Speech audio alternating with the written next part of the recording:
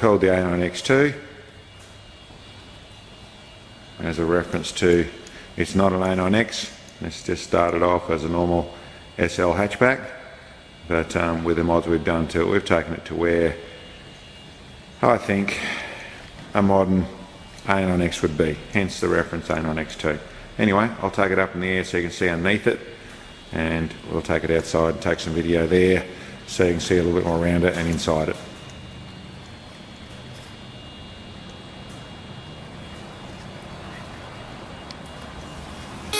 While it's going up, these rims, huge amount of work into building these.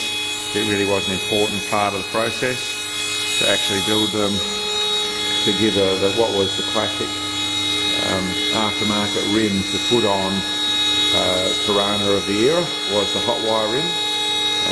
To get them in the 13-inch or 14-inch they came in was not going to suit the job at all, so you can now get them in a 15-inch, but what I really wanted to suit this car was a 19-inch, so lots of work to actually custom make those, another story by itself, but we certainly end up with the result we wanted to.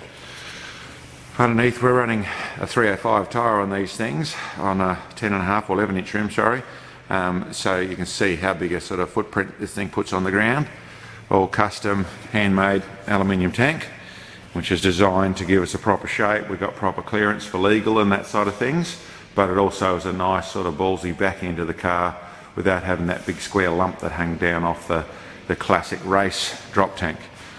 Underneath here, lots of custom bits and pieces, from how the diff suspension set up to how the exhaust system works with custom mufflers that poke out the side and run outboard on the actual of the suspension, all made to clear everything but to get my decent sized exhaust system in there without causing the normal fouling you'll have.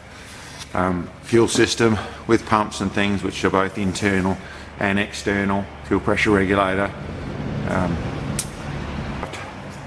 All the paint job is all, you know, as good on top as it is underneath, or as good underneath as it is on top. Fuel lines, custom cross members, got a big merge pipe in the exhaust system, the custom headers that go in through there, custom cross members. You know, I can say custom all the way through. I'll just let the video do some talking for a minute.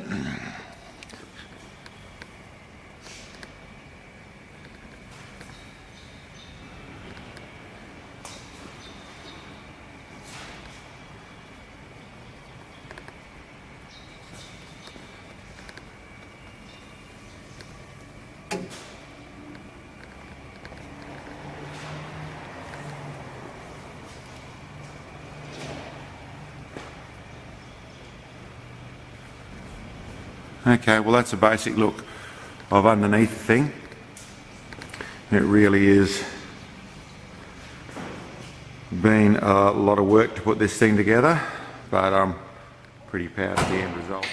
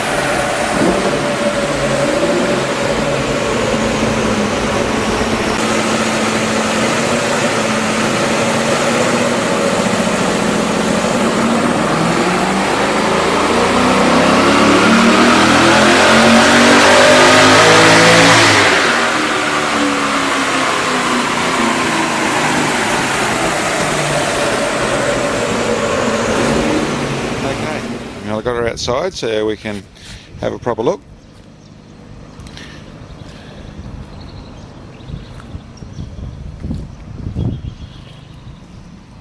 There's lots of small features on this car which are really designed to enhance everything, but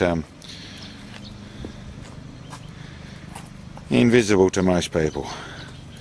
They start with things like simply around the wheel arches. All the flares have been custom reshaped to actually fit the wheel properly, with a proper skirt around the outside edge of it, and are designed to really suit obviously the bigger wheel this thing runs. All the body's been done properly with all the gaps resized and everything put on straight. Little stuff like the bumpers, I've actually cut them down and shortened them so they fit the body closer. They don't have the 1.5 inch gap they normally have on either side to allow for bumping. We're not planning on using it as a bumper car. Gutters have been removed.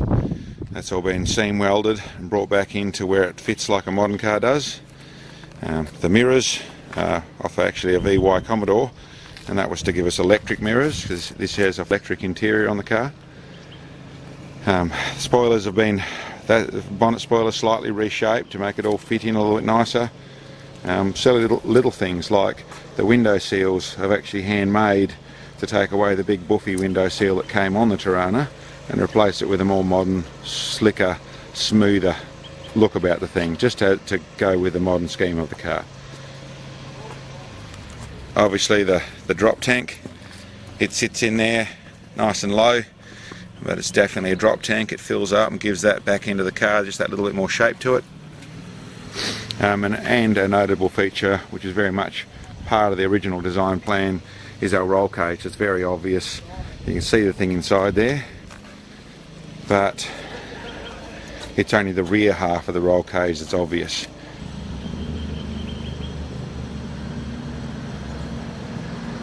Okay, so that's a bit of a view on the outside. I'll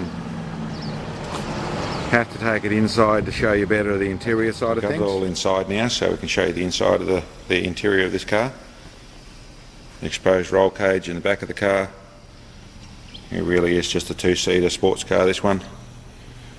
Retrimmed Recaros, all the leather's been changed on them, had the A9XII embroidery put in there, but really trimmed to match the rest of it with the orange highlights. Same as the dash. It's all a custom made dash, this unit, using some components out of some late model HSVs, which we've then reshaped, recoloured.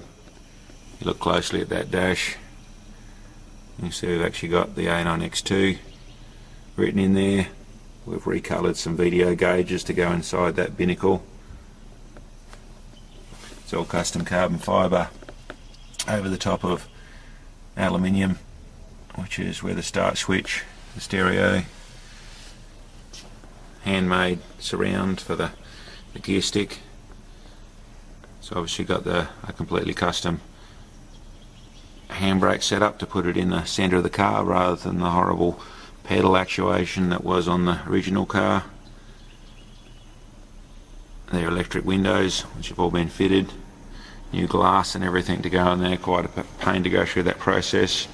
We're probably going to update this steering wheel to something that has a bit more of the relevance to the old A9X steering wheel or Tirana steering wheel, like the GTS steering wheel they used to have.